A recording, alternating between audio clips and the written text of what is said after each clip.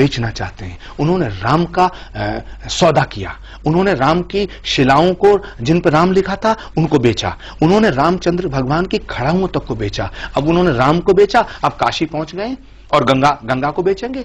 इतने दिन से 3 महीने होने को जा रहे हैं इस सरकार को। मैं बड़ी साफ दिल से कहना चाहता हूं कि काम एक रत्ती का नहीं हुआ है, लफ्फाजी हो रही है कोरी, मुझे ये बताइए, हो रही है गंगा के नाम पर। आपने जो बात कही कि राम के नाम पे सौदा हो रहा है, गंगा का सौदा हो रहा है। आप भारतीय संत समिति के अध्यक्ष हैं और भी बहुत सारे ऐसे ऑर्गेनाइजेशन हैं जो धर्म की रक्षा के लिए हैं, धर्म को किसी तरह से व्यवसाय में ना बदला जाए उसके लिए। आप लोग विरोध क्यों नहीं करते? आप लोग जनता के सामने क्यों नहीं बताते? ये आपने मुझसे जो पूछा है, जो मेरा जवाब है, ये अपने आप में एक विरोध है। और माफी के साथ कहना चाहता हूं मैं कि नरेंद्र मोदी जी की सरकार जब से आई है तो संत जो है दहशत में है। संत दहशत में क्या मतलब? संत दहशत में है और जो संत सच बोल रहा है वो इनके निशाने पे है, वो इनके निशाने पे है।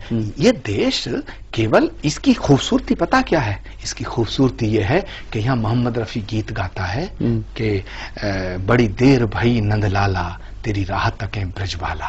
ये देश वो है जो अल्लामा इकबाल कहता है कि सारे जहां से अच्छा हिंदुस्तान हमारा। ये वो देश है जिसकी तहजीब को गंगा जमनी तहजीब कहा गया है। ये वो देश है जब देश के टुकड़े हुए धर्म के नाम पर तो मुसलमानों ने ये कहा कि हम पाकिस्तान नहीं जाएंगे। ये वो देश है जिस देश की आजादी के लिए अगर भगत सिंह का खून बहा है तो अशफाक को फांसी दी गई है। उसकी कुर्बानी और उसकी शहादत इसमें इस मिट्टी में शामिल है। अशफाक उल्लाह खां से जब पूछा अंग्रेज ने कि तुम्हारी आखिरी ख्वाहिश क्या है, उसने कहा कि कुछ आरजू नहीं गरारजू तो ये है लाकर जरा सी रख दो खाके वतन कफन में।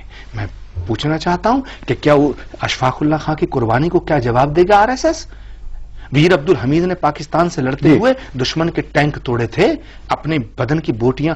ये देश सबका है। चंद्रशेखर आजाद ने अगर इस देश के लिए कुर्बानी दी है तो ये देश क्या केवल ब्राह्मणों का है?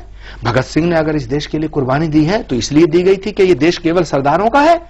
अशफाक उल्लाह खान ने अगर कुर्बानी दी तो क्या ये देश केवल मुसलमानों का है? ये देश जितना हिंदुओं का है उतना ही मुसलमानों का है। आपने बड़ी अच्छी बात कही कि ये देश जितना हिंदुओं का होता है उतना मुसलमानों का है, लेकिन रह रह करके कुछ ऐसी चीजें होती हैं जिससे मुस्लिम समाज की अगर बात करें, आपने नाम लिया है तो मैं आपसे सवाल कर रहा हूं कि उनको ये लगता है कि शायद उनके साथ यहाँ पे न्याय नहीं हो रहा है।